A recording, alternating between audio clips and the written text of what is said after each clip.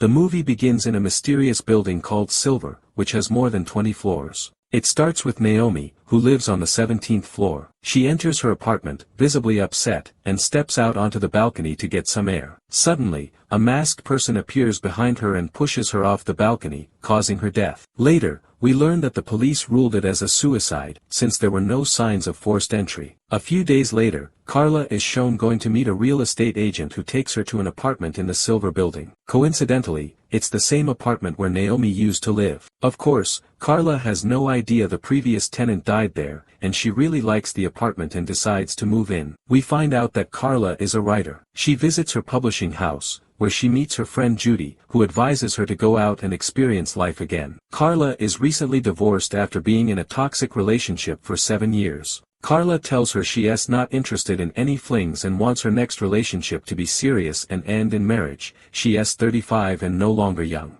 Carla later moves her belongings into the new apartment, carrying boxes and many items. Her neighbor Zeke offers to help, but she initially refuses. When he says he won't offer again, she reconsiders and accepts. He tells her he is a marketing expert and offers to help if she needs anything. They go up together to the 13th floor, where he lives, and he hands her belongings back before she continues up to her floor. Later, Carla goes shopping at the supermarket and runs into Alex, who tells her he is her neighbor and lives in the same building. Surprised, she asks how he knew she just moved in. He explains that he saw her earlier and wanted to introduce himself. She tells him her name is Carla and that she is a writer, and he replies that he is Alex and works as a teacher. Carla starts noticing that Alex is following her, which makes her anxious. But he reassures her that he means no harm, he just wants to be friends. He mentions that she reminds him of Naomi, the previous tenant in her apartment. He says they were friends, but Naomi had problems with her boyfriend and committed suicide. Carla is shocked to learn this,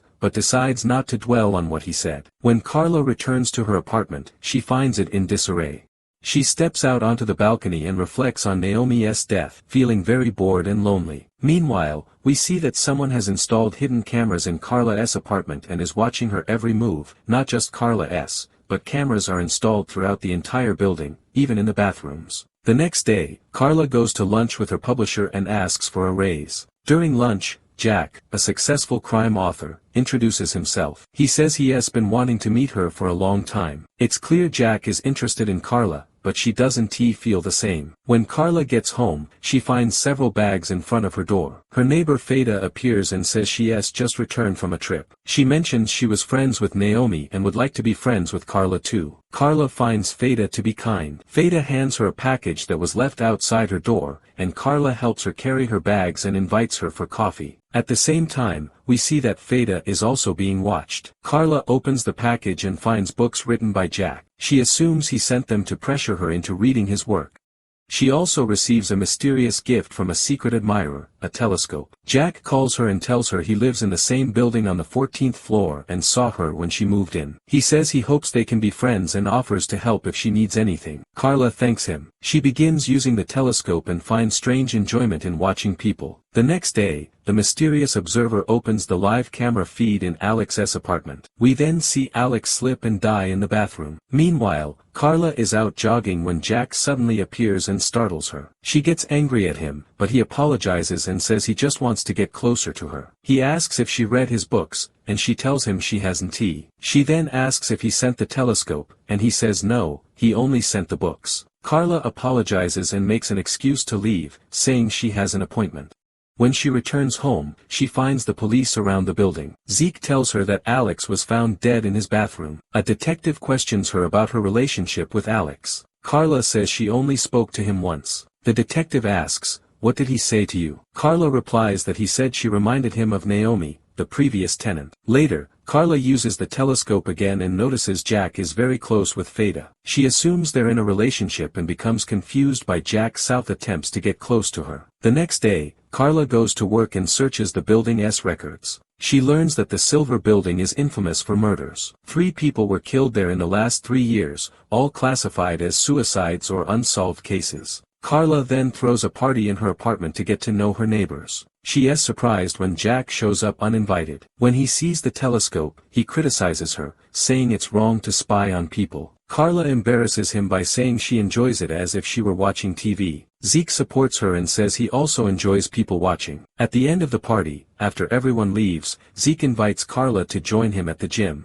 Coincidentally, Jack is still in the apartment bathroom and overhears their conversation. He confronts her, saying she should know the difference between someone who is genuinely into her and someone who just wants to flirt at the gym. He invites her to dinner, and Carla tells him she'll think about it and let him know later. The next day, she goes to the laundromat and sits waiting for her clothes to finish washing. Suddenly, the power goes out, and she hears a loud banging sound. She follows the noise and discovers that she has been locked in. Terrified, she starts searching for another way out. When she uses the emergency stairs, she is startled to see Zeke in front of her. He tells her that the sound she heard was just the waste disposal pipe. He then takes her to the gym, where he gets a little too close and tells her that she is very beautiful. He invites her to have a drink at his apartment. He starts talking about himself and keeps getting closer to her. She tells him that she is older than him and that nothing should happen between them. But Zeke insists that she is beautiful and that he has been attracted to her since the first time he saw her. Their relationship then begins to develop. Later, Zeke confesses to her that he owns the entire building and that she is the first person he has told because she is very special to him. The shocking part is that Zeke has installed surveillance cameras in all the apartments and has been monitoring all the residents, especially Carla, because he is obsessed with her. The next day, Carla goes to work feeling happy. Her friend Judy notices and says she looks like she is in love. Carla tells her about Zeke, mentioning that he is about 7 years younger than her but that she likes him. Judy is surprised and says she thought Carla was talking about Jack, because he seemed interested in her and was asking about her the night before. Soon after, Zeke sends her a message saying he misses her and that she is as beautiful as a rose. When she returns to her apartment, she is surprised to find it filled with roses, clearly sent by Zeke. But she is shocked when she finds Jack inside her apartment. She asks how he got in, and he says she left the door open. She finds this strange, saying she never forgets to lock her door, and asks him to leave immediately. Jack warns her that Zeke is deceiving her. To prove it, he tells her that Zeke is the real owner of the building and says with a smug smile, "You didn't know that, did you?" Carla replies that Zeke already told her everything. Jack then asks, "Did he also tell you he had relationships with Fida and Naomi?" But Carla demands he leave and stay away from her. Of course, Zeke is watching and listening to everything. Later, Zeke sends Carla an outfit and invites her to dinner. She agrees. After dinner, he takes her to his home to continue the evening. During their conversation, she asks if he was really involved with Naomi and Fida. He explains that Naomi tried to get close to him after her relationship with Jack ended, and that Fida was with Jack. He'd seen them together several times. Carla believes him, as she had already noticed something between Jack and Fida. Still, she tries calling Fida to confirm, but Fida doesn't answer. So she calls Jack and asks why he lied about Zeke being involved with Naomi. Jack gets nervous and asks if Fida told her that, or was it Zeke. Meanwhile, Zeke is monitoring Carla through his cameras. The next day, Carla meets Fida at the door and says she needs to talk to her about something important. But Fida says she is busy and will explain everything when she gets back.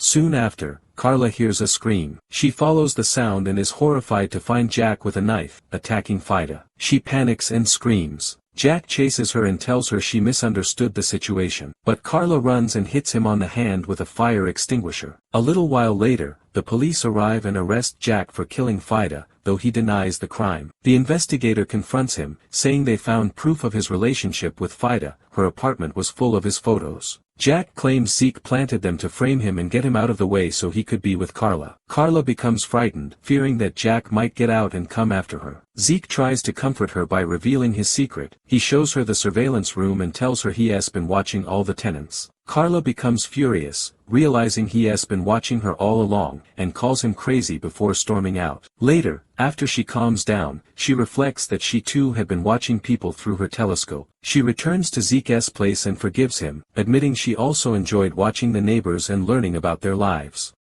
She then asks him if he recorded their moments together. He admits he did, saying it was because he missed her. She asks him to delete all the recordings, and he does, because he loves her. When she returns to her apartment, she is shocked to find Jack holding a gun to her head. He tells her not to scream and to listen. She realizes he escaped from prison. He tells her that Zeke is a liar and that he is doing all this because he is obsessed with her, just like he was obsessed with Naomi. He says Zeke has a fixation on blonde women and that he deliberately kills them, just like his mother, who died falling from a balcony. He claims Zeke installed cameras in all the apartments and that Fida knew the truth about Zeke, which is why he killed her. He says that when he found Fida, he was trying to help her and remove the knife from her stomach, but Carla walked in at the wrong moment and thought he was the killer. He tells her to call Zeke. Shortly after, Zeke arrives. Jack points the gun at him and threatens, "If you don't tell the truth, I'll kill you." Zeke replies, "You're insane." Jack yells, "Admit you killed Naomi. Admit you hate women who look like your mother and want to kill them the same way she died." Zeke responds, "My mother died naturally, and I was never involved with Naomi at all." A fight breaks out between them. The gun falls to the floor, and Carla picks it up and shoots Jack, killing him. Soon, the police arrive. Carla tells them she acted in self-defense and that Jack broke into her apartment. The detective is confused, as there is no sign of forced entry. Zeke guesses Jack used the spare key. They find the key on him, and Zeke says he must have gotten it from Naomi, since they had a relationship. Carla then goes to Zeke's apartment and asks him to stop monitoring her. She says she wants their relationship to be real. Zeke agrees and brings all the recordings he made of her, deleting them in front of her. She is happy and asks him to get food. While he is gone, she decides to watch the old recordings of Fida and Naomi, and is shocked to find that Zeke was involved with both of them, repeating the exact same lines he said to her.